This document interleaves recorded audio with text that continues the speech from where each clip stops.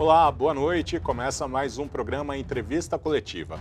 Nesta semana, a gente volta a falar sobre segurança pública, já que o governo do estado de São Paulo tomou medidas importantes contra o crime organizado, transferindo líderes do PCC para presídios federais.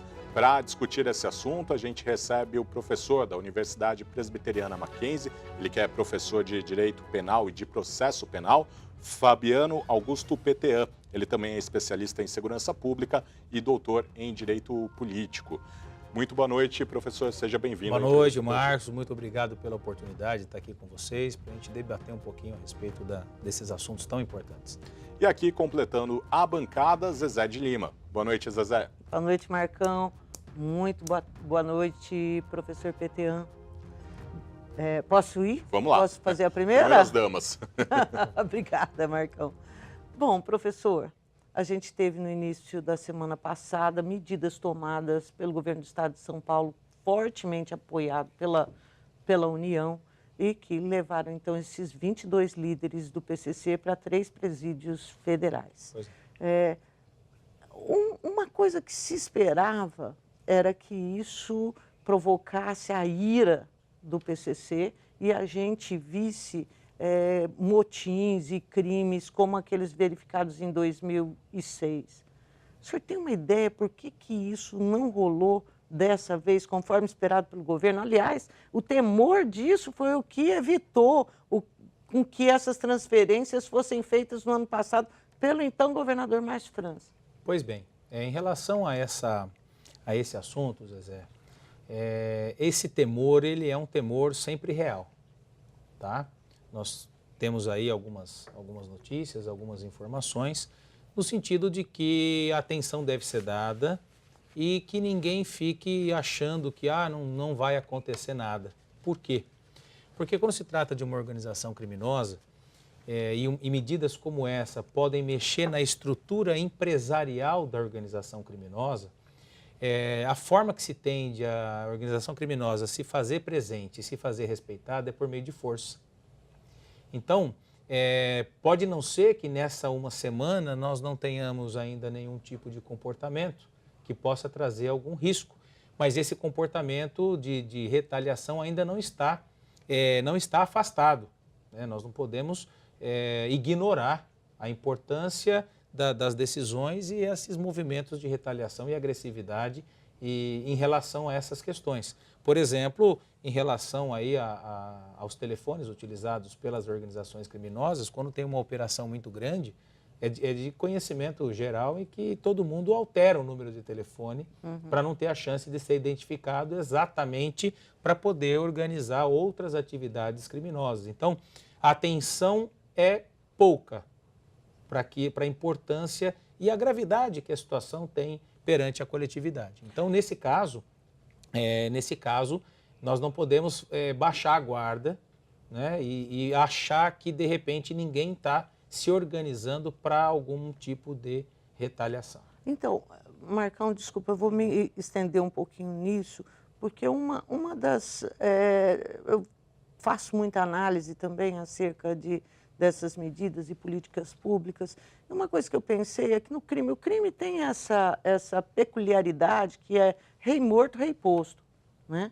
Substitui na hora.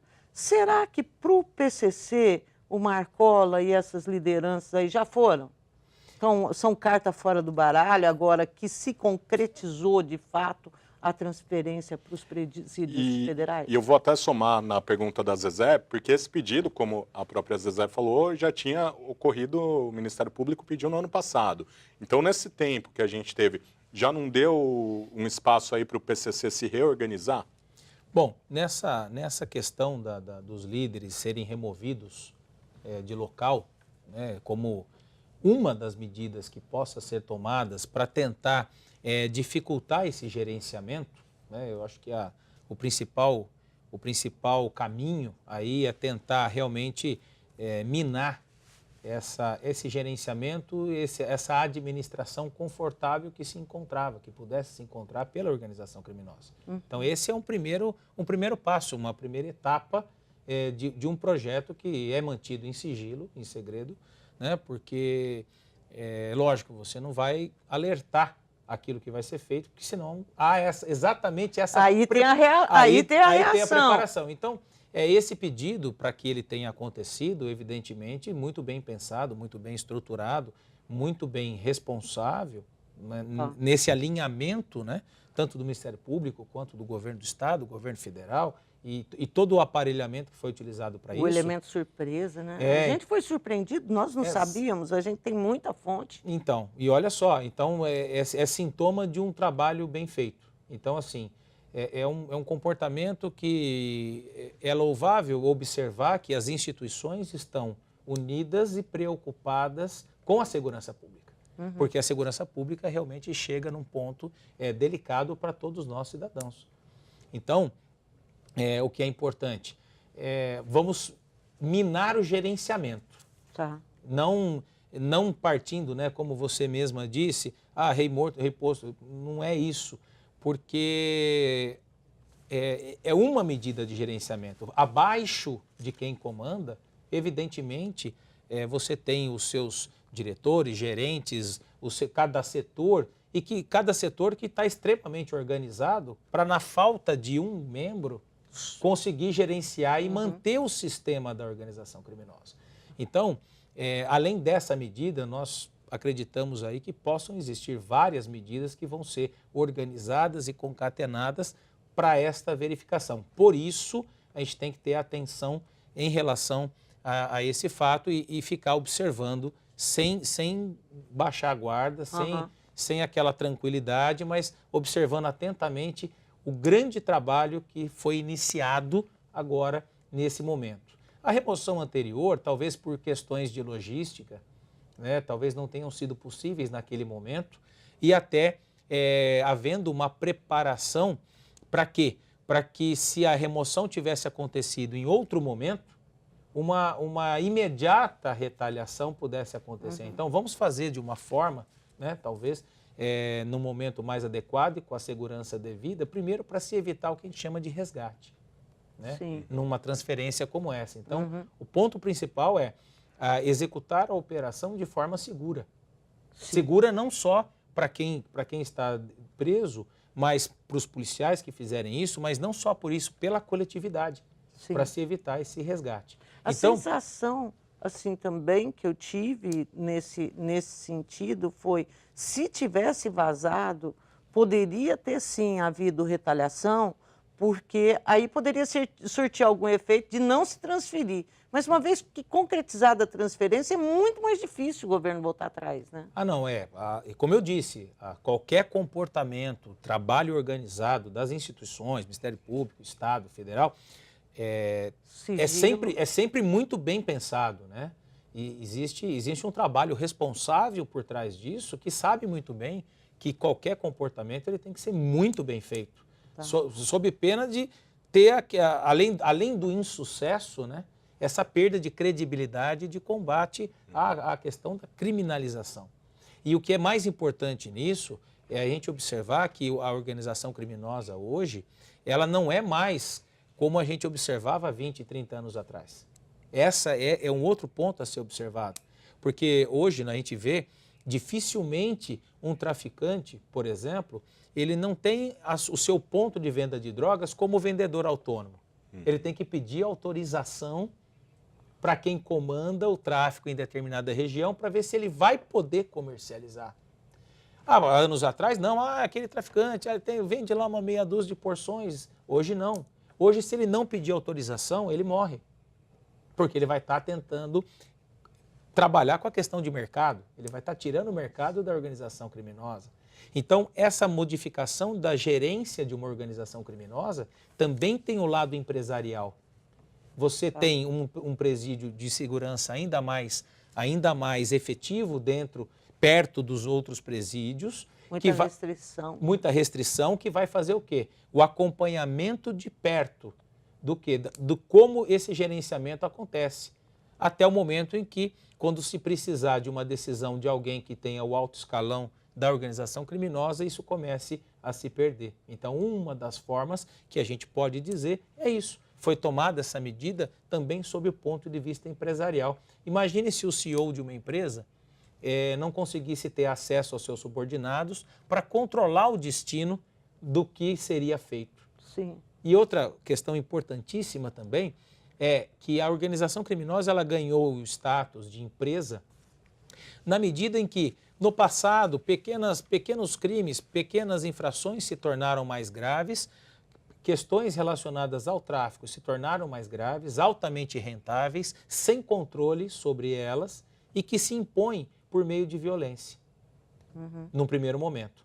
Num segundo momento, não só a violência, a preocupação que a gente tem hoje, principalmente nas universidades, onde a organização criminosa ela vai determinar que os seus arrebanhados não tenham ficha criminal alguma, tenham ficha limpa, para poder ingressar nas universidades de direito com vistas futuramente a invadir as áreas de domínio de poder numa sociedade organizada. Nossa, gente, é muito importante, eu acho, colocar para vocês também, acho que a gente não colocou isso ainda, que o professor Petean, ele é promotor de justiça, é da área de criminal.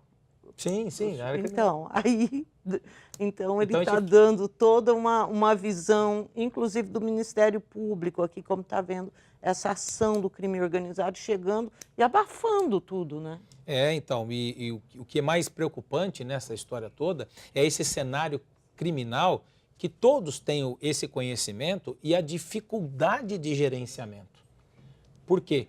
Porque se a ação não for efetiva desde a prevenção, e aí nós temos todo o aparelhamento do Estado para isso, na questão da polícia, na questão dos delegados, dos investigadores, né? E os GAECos, né? Que são os setores do Ministério Público que fazem as investigações. Então, esse trabalho todo organizado começa na questão preventiva, monitoramento. E isso vai desenvolver uma atuação depois que a gente chama de atuação de execução, atuação fim, onde vai ter o processo, vai ter o processamento dessas pessoas e as condenações. Então, esse é um caminho que é percorrido. Só que nós não podemos mais ter esse pensamento antigo de que o crime está completamente divorciado, não é? Do poder econômico e de uma empresa. E aí o tráfico de influência, os lobbies que são feitos com o poder econômico altíssimo gerado por uma traficância.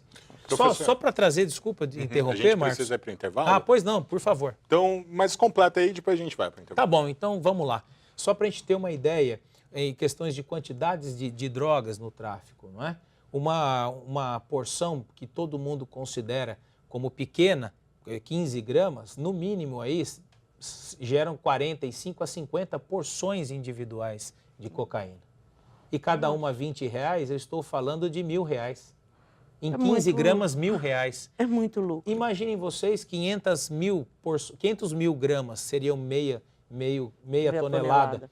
Meia tonelada de droga, 500 mil vezes 3, nós temos 1,5 milhão de porções. A 20 reais cada uma, nós temos quantos milhões? 3 milhões de reais. Eu já tive um caso, por exemplo, em que um dos traficantes que transportava a droga numa Kombi, ele foi assassinado porque ele foi preso em flagrante delito e ele falou do tráfico que ele estava exercendo. Entendi. Bom, nós estamos falando sobre o PCC, né, as ações do governo do estado de São Paulo contra o PCC, e hoje recebendo o doutor em Direito Político e professor de Direito Penal e de Processo Penal do Mackenzie, Fabiano Augusto Petean. O Entrevista Coletiva vai para um rápido intervalo e volta já já.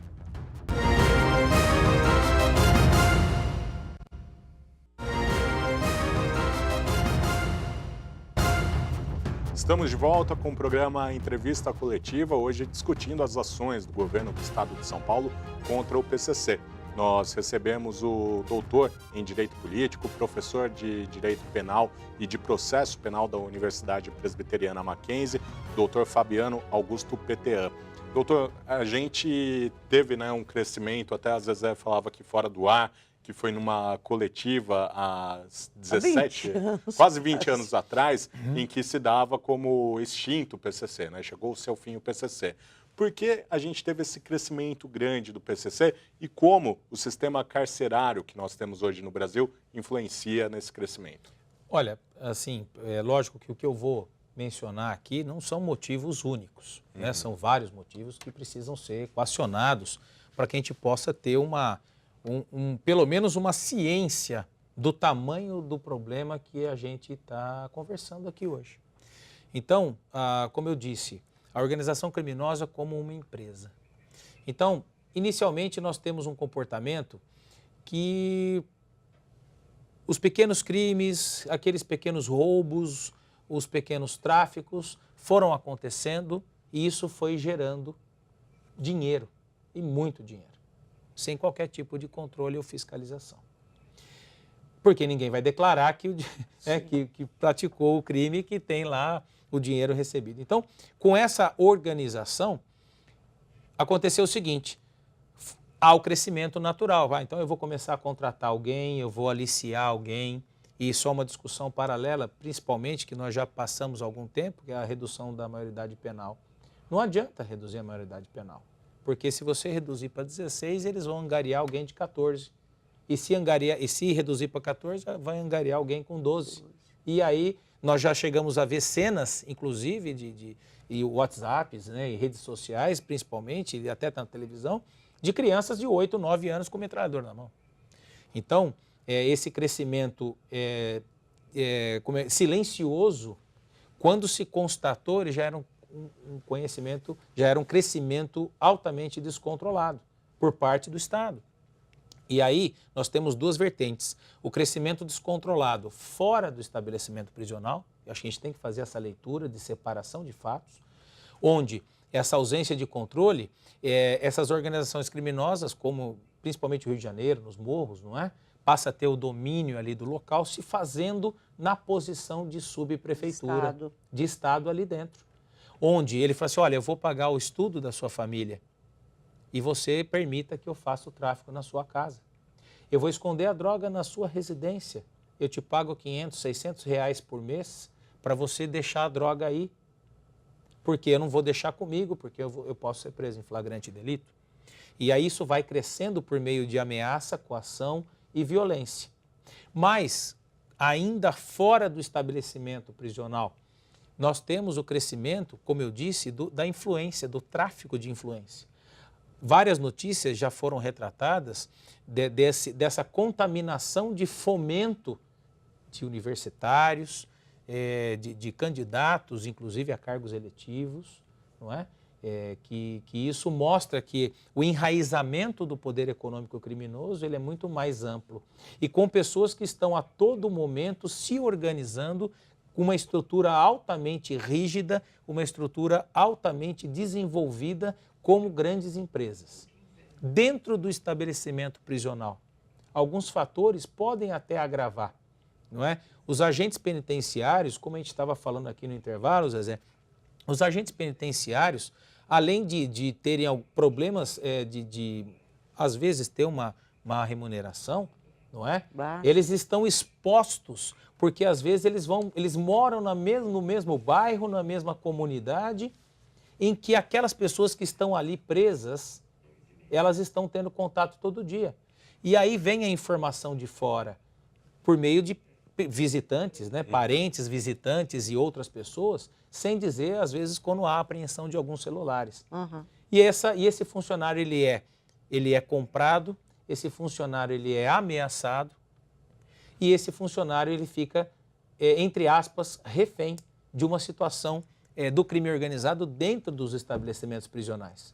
Um fator que agravou tudo isso e ainda trouxe o clamor público que é para acontecer, né, foi o que aconteceu no norte, lá norte e nordeste, quando houve a mistura de facções criminosas no mesmo estabelecimento prisional. Uhum. Evidentemente que ia sair o conflito, não é? Então, são questões que deixam mais às claras ainda que esse domínio do crime organizado dentro do estabelecimento prisional se faz pelo poder econômico gigante, pela ameaça dentro e fora do estabelecimento prisional, onde os funcionários que estão ali se veem praticamente reféns dessa situação que eles não têm condições, eles como funcionários, muitas vezes de fazer alguma ação de tentar controlar isso. Uhum. Então, eles são praticamente obrigados a deixarem algumas algumas organizações, algumas lideranças em sempre contato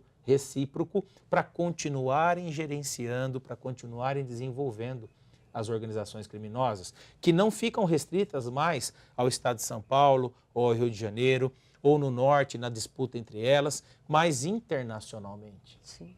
Então, o sistema de rotas, né? Hoje, antes na nossa escola, só um paralelo, a gente estudava as rotas dos pássaros, a gente estudava as rotas das marés, e as marés de água quente, as marés de água fria. Hoje, a gente estuda as rotas do tráfico. As rotas do tráfico de pessoas, as rotas do tráfico de drogas, as rotas do tráfico de armas, Sim. que vão municiando todas essas pessoas. E a pergunta que eu sempre faço quando eu vejo nas informações na televisão, como que se consegue chegar a tanto acesso com tantos fuzis pesados nos morros, por exemplo? Então, isso é uma situação que a gente não pode, em momento nenhum, se esquecer que existe. Enquanto, de outro lado, outros movimentos, todos batalhando por outras questões, de outros direitos, sem se atentar para a realidade daquela pessoa que acorda 4 horas da manhã e não sabe se vai chegar vivo ou se não sabe se a família vai estar viva quando chegar. Por quê? Porque se tiver uma apreensão de droga e às vezes a sua esposa que ficou em casa falar para a polícia que foi obrigada a deixar a droga ali dentro, ela pode até não ser presa, mas ela pode ser morta. E, professor, o que o governo federal, né, e o governo estadual podem fazer como próximos passos para minar esse poder do crime organizado? Eu entendo que essa postura, ela já é uma postura diferenciada, já é um começo... Isso que nós vimos aqui, de pegar essas lideranças e levar. Fizeram a mesma coisa no Ceará. O senhor acha que é essa postura que o senhor está falando? Essa é uma das posturas, é um dos comportamentos que mostra a preocupação. Eu acho que nós estamos migrando numa consciência de Estado para com a população que vai nos interessar bastante. Porque existe a proatividade para que se possa começar a resolver um problema tão difícil e tão duro na sua estrutura. Porque, olha, como que você vai minar isso? O dinheiro está escondido, vem de algum lugar e de repente alguém é comprado. Quem não é comprado é ameaçado. Então, essa sequência de fatos, essa sequência de comportamentos, e esse foi o primeiro, eu tenho certeza, Zezé... Vão resultar em algum lugar. Eu tenho certeza que há um fim a ser buscado e uma estratégia muito bem montada, e a estratégia necessita estar sigilosa. Só um detalhe, só um fato para a gente espelhar aqui nessa questão. Muitas vezes a gente já ouviu falar aqui na televisão, na rádio, alguns presídios do interior do estado de São Paulo eram dotados de vários equipamentos de segurança. Sim. Eu sempre falei nas aulas e sempre falei com o pessoal que isso jamais poderia aparecer na televisão. Porque senão você alerta a pessoa que não pode saber como que é. O senhor tem razão. Sabe? Então, é uma questão assim, até de clareza na atuação para que não haja problema. Então, essas medidas... Estratégica. A estratégia. Né? O estratégia. Exato. E aí, por exemplo, uma medida imediata. Olha, identificamos uma ameaça a alguém. Ótimo, por meio das interceptações telefônicas. O que acontece? A ordem já é estruturada. Mude todos os números. Mude todos os números, porque até o pessoal voltar a descobrir novamente esses números, nós já fizemos N negociações e estruturações muito mais importantes, muito mais perigosas, para continuar no desenvolvimento da organização criminosa. Professor, uma coisa, eu estou me lembrando agora aqui, o senhor falou do poderio econômico, quer dizer, a gente está falando de organizações bastante poderosas em termos financeiros mesmo, cash. Né? O governador Alckmin, ele teve uma postura bastante, fingir que não é comigo, assim, que talvez a coisa passe. Eu tinha essa sensação dele. Mas quando começou a haver aquele tanto de roubo de casa de carro forte e as transportadoras e não sei o quê, ele chegou e falou assim, pergunta para as transportadoras o que elas estão guardando lá. E insinuou que o produto desses roubos estivessem guardados nessas transportadoras, que o volume de dinheiro que elas tinham lá dentro não poderia ter. Tem alguma investigação nesse sentido? Professor, a gente só está encerrando um minutinho. Isso. Que pena. Pode concluir. Ah, sim, tudo bem. Nesse caso, o que acontece? Evidentemente, o que a gente observa pelo contato aí com o funcionamento disso, não é bem assim, né? Porque dentro dessas situações todas, o trabalho do Ministério Público frente ao Estado e com o apoio do Estado, inclusive. Uhum. Né? Então, eu nunca ouvi falar que o Ministério Público não tenha tido o apoio do Estado para trabalhar o que trabalhou, né? Tanto na investigação dos assaltos a carros fortes, a explosão de bancos e tudo mais, um trabalho de inteligência altamente desenvolvido e sigiloso. Porque não dá para a gente ficar demonstrando toda hora e a todo momento tudo que é feito, porque a gente vai estar instruindo e munindo todos aqueles que estão vendo a coisa acontecer para informar quem está lá dentro para mudar. Ok, professor. Nós agradecemos a sua presença. Nós recebemos hoje aqui no programa Entrevista Coletiva o doutor Fabiano Augusto Petian. Ele que é doutor em Direito Político e professor de Direito Penal e de Processo Penal da Universidade Mackenzie. Muito obrigado, professor. Muito obrigado, Marcos. Muito obrigado, Zezé. Um papo extremamente agradável aqui com vocês. Toda vez que precisarem, estamos à disposição naquilo que a gente pode falar, naquilo que a gente pode conversar sobre esses assuntos, podendo ajudar a nossa população a ter um pouco mais de tranquilidade e ciência do nosso meio jurídico, de como ele funciona, de como ele é. Muito obrigada. Obrigado, Zezé. Até a próxima. Obrigado, Marcão. Até a próxima. E a você de casa, uma ótima semana e até domingo que vem. Tchau.